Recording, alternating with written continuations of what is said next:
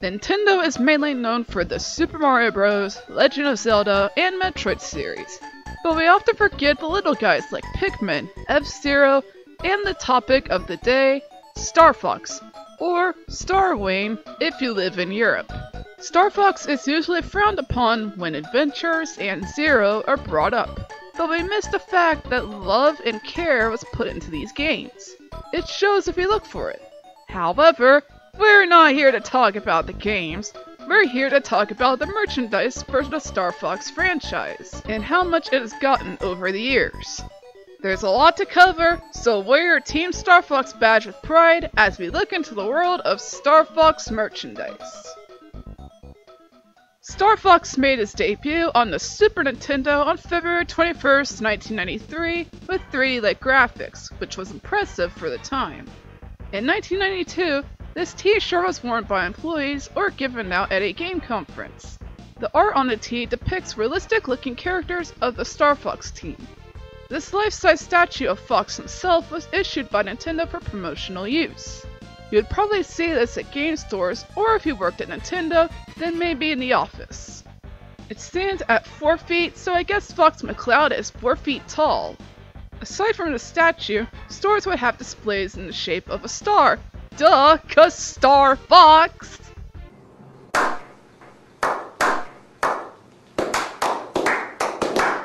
This one would hang from the ceiling, while this one would be on the wall.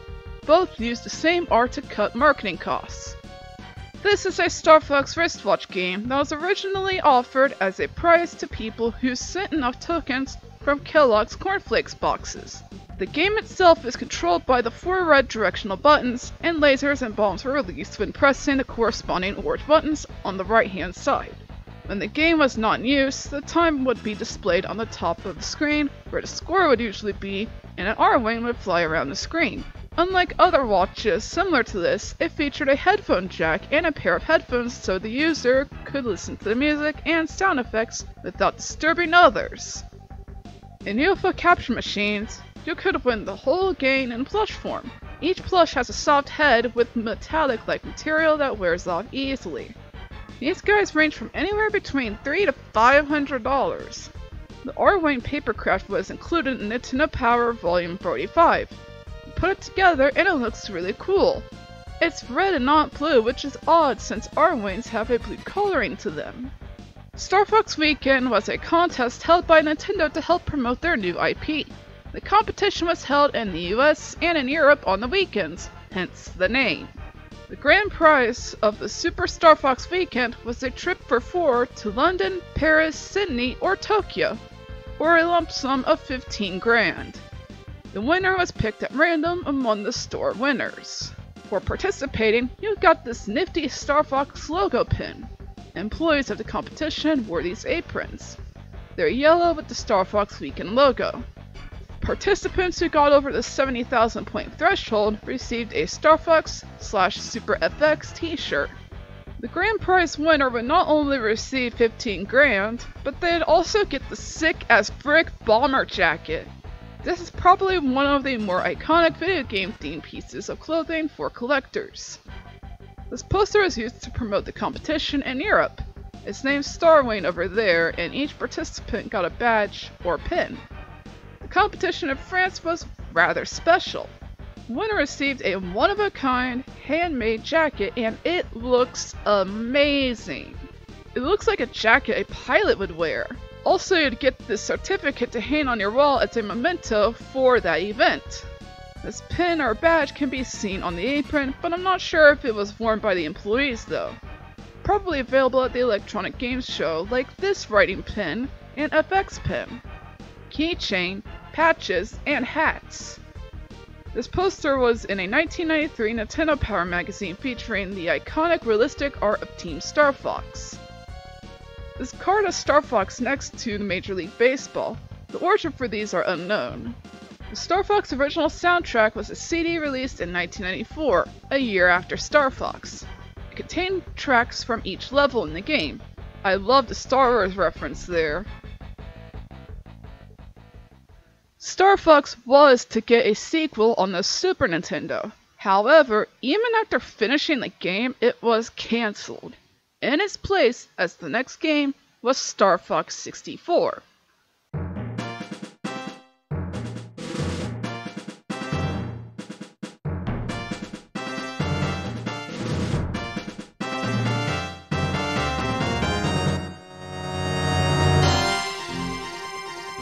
This game, if you're familiar with the fandom, is hailed as the best Star Fox game of all time. At E3, you'd get this button similar to the Star Fox insignia. To promote the game, this VHS tape was given to subscribers of Nintendo Power. These kinds of tapes can also be found at Blockbuster and Toys R Us. In video game stores, you'd see the shiny R-Wing hanging above you as you browse the games. Now it makes a good decoration in someone's collection. This is a Star Fox 64 slide viewer. You hold it up to the light, look through the eyepiece on the back, and the light shines through the screen on the front. There are 12 slides in all featuring a variety of Star Fox 64 renders and even the game title text in Japanese. You cycle through them by pressing the gray button sticking out of the bottom of the Game Boy casing. They were originally made to be prizes that would be contained in capsules you paid a small amount of money for. This limited edition Johnny Lightning Star Fox 64 Funny Car drag racer was made during 1996. The body shell lifts up like real funny car drag racers would to reveal the diecast engine and also let the driver in and out. In Japan for a limited time, you could pick up a guidebook to help you conquer the game. Nintendo Power had their own version, and the cover art actually looks better in my opinion. Inside either this very book or in an issue was this card featuring Fox McCloud with his stats and everything. With a soundtrack as iconic as Star Fox 64, a CD was produced with original cuts of the hottest new Nintendo 64 game. General Mills briefly held a giveaway for Star Fox 64. If you're lucky, you'll win a copy of the game. Toysite is a company I bring up when talking about Nintendo 64 themed items. Mostly. They were going to release a series of action figures featuring a cast of Mario and Star Fox. Each toy would come with a dice, similar to Mario Party, and an accessory to complement the character. Fox would come with a bazooka, the one used in 2-player mode. Unfortunately, the company went under and thus canceled the toy line. Not all hope is lost, however, as we have a new company to resurrect this idea from the dead, but we'll get back to that in a minute! Star Fox Adventures, known as the black sheep of the Star Fox franchise, hit the Nintendo GameCube on September 23rd of 2002. If you pre-ordered the game at Target, you'd get this bobblehead of Fox McCloud holding the staff. Only 30,000 were made. Circuit City had something different, a survival kit featuring toilet paper with game tips, a bottle of Jones soda dubbed as Fox Fuel, and a do not enter sign. They all came in a box with the Adventures branding. The UK pre-order bonus from a store apparently named Game is a DVD showcasing footage of the game and more. Other promos include temporary tattoos, hat and visor, air freshener, t-shirt, and lanyard. Joyride was going to release a Star Fox figure, but it was seemingly cancelled for unknown reasons. The Mario figure was released though. Prima, Bratty Games, and Versus Books published the guidebooks for Star Fox Adventures. I like Prima's cover. On select containers of High C, you'd get a cheat card. Throw me 20 scarabs, and I'll give you a cheat token. Walmart back in the day had free game flyers where the games were sold like this one of Fox advertising a guidebook. Kinda odd, but I like it. They also had this poster of the box art. Stores like Hollywood Video and Game Crazy had these cardboard cutouts of Fox up for display for years until they shut down for good. This 3D display was likely used there as well. This other 3D display is something I vaguely remember seeing at Walmart above the games. Store posters often use Fox and Crystal, the two leading characters. Scales can be seen faintly in the background here. This poster is misleading. You don't play as Crystal with the staff and fight Red Eye. It must be an early development screenshot. Makes you wonder what could have been. This poster or advert would be in the back of magazines to promote the release of Star Fox Adventures. Germany also had adverts for Star Fox Adventures. I like the cube collage for the screenshots, a really nice touch. Star Fox would return to form in the next game, Star Fox Assault. At E3 for playing a demo, you'd get this pin of Fox in his new outfit. Employees at Walmart, Target, and Arcade Mart would wear this pin to advertise Star Fox Assault. Man, I miss those days. This display would hang above the glass case of games. I definitely remember seeing this one at Walmart when we got said game. Nintendo Power published a guidebook, using a box art for the cover. This poster was used in Europe to advertise the game. You get a full look at the box art. These German adverts reuse the same assets and oddly advertise Star Fox Assault as Star Fox 2. Star Fox Command is a bit of an odd entry to the Star Fox library, but it's always nice to see Star Fox be consistent with releases, until the Wii. German adverts are at it again with the weirdness. Why are they using Star Fox Adventures renders for Star Fox Command? They clearly have access to the new renders evident here with what appears to be plastic R-Wings. Game stores in the US had the sticker on the windows to advertise the new Star Fox game at the time. It's simple and to the point. In Japan, they had a set of DS Box keychains you could purchase from a gachapon machine, and one of them happens to be of Star Fox Command. They even go as far as to put a replica cartridge inside. Now that's attention to detail. The 3DS was not blessed to have a brand new Star Fox game, but rather a re-release of a classic, Star Fox 64. For playing a demo E3, you'd get this newly rendered pin of Fox. Club Nintendo was like my Nintendo rewards, only better. For Platinum rewards, you got the CD soundtrack of Star Fox 3D. Of course, it was a Japanese exclusive, cause Americans are stuck with cheap Chinese stock. Can we take a moment to appreciate the creativity of this display? It's a cardboard cutout of Fox, but you can place your head in and snap a photo to keep as a memory. How sweet! The other display is simple and inoffensive. It informs consumers that the game hits stores September 9th. At a 2011 Comic-Con, you can get these pins, and one of them is the Star Fox insignia. First 4 Figures released the statue of the R-Wing as celebration for the release of Star Fox 64 3D. It's highly detailed and shiny, just like all First 4 Figures. And they're also super expensive. After years of not receiving a brand new Star Fox game, fans were hyped when they heard that he was making a landing on the Wii U. Sadly, the game did not live up to the fans' expectations, but the presentation at E3 was nothing short of amazing. For playing a demo in a freaking R-Wing, you'd get a pin and patch. I'm in awe that Nintendo did this. PAX employees wore these shirts. They were dubbed as the Flight Crew. It's really neat. Also used at the E3 presentation were these puppets that are now being displayed at the Nintendo store in New York. I'm so happy that these were not thrown away or kept in a closet.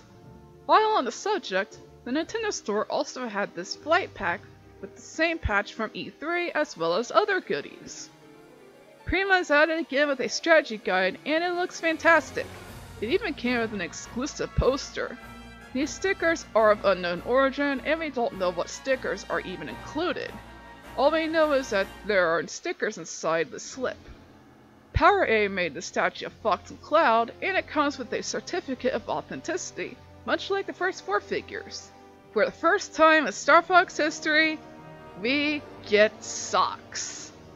Yep, that's right, socks. They look nice.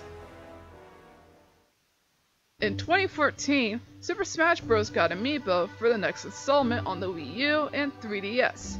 And we got amiibo of Fox, Falco, and Wolf. Each amiibo is sculpted and painted with incredible detail. You can even feel the individual lines of fur on them. You know when I said that another company would resurrect what Toy Site lost?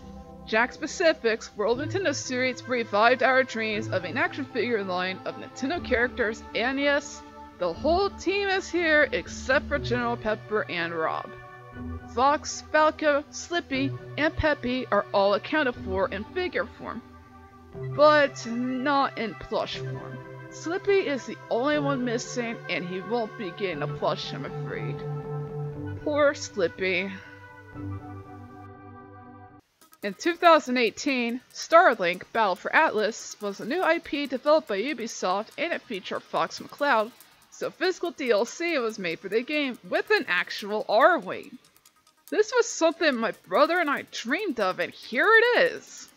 The figures act as amiibo, but they don't appear to be as detailed. My question is, what's the deal with the R-Wing? I mean, it's cool, I'm not offended. Back in a Star Fox game, but in Starlink, he is an available captain in this starter set. And of course, the big appealing part of this is the fact that you get the R-Wing itself as a playable ship in the game with Star Fox as a pilot. It feels pretty lightweight, which is nice and important for something coming up in a little bit, but it is a pretty accurate representation of the R-Wing. It looks great. You can also sort of adjust the wings pretty easily if you want to do that while you have it resting on your controller. And of course, like with all the ships in Starlink, you can modulate the wings with weapons. It's not exactly what you would expect from the R-Wing, but still, it looks pretty cool. You can obviously have this as a nice display, especially because we don't have an amiibo version of the R-Wing just yet. If you're looking at how you would actually be using this set together, so you will have this resting on top of your controller. You will slide Star Fox in there as your lovely little pilot, and once he's jacked into the Starlink matrix, you plop the R-Wing right on top of him, and I don't want to break either of these pieces. Because I'd like them to just sit on my shelf forever. You lock that into place, it will just rest on your controller as you play. It feels Fox Lunch is a pop culture retailer, and they had some Star Fox stuff for sale. One of the first items was this Star Fox 64 3D shirt, these Star Fox Zero shirts, and tank top. Others include Fox insignia and Star Fox logo. Kohl's even sold these and more, like the Star Fox Zero shirt with Peppy, the Gang, the Walker, and a Team Star Fox shirt, Falco, just Falco, the old Star Fox logo, and a Galaxy Star Fox insignia shirt. Chances are they are no longer being sold in stores, but you can get them online. Despite the jokes and memes regarding current Star Fox, the franchise is still highly regarded as a fun classic and a bright spot in childhood. If you haven't played these games at all, then I recommend you do so and form your own opinions because, let's face it, a majority of game reviewers bash this series to hell and back like it's Sonic the Hedgehog. Okay, that's a bit of an overstatement. However, I still recommend these games. You might be missing out on something great.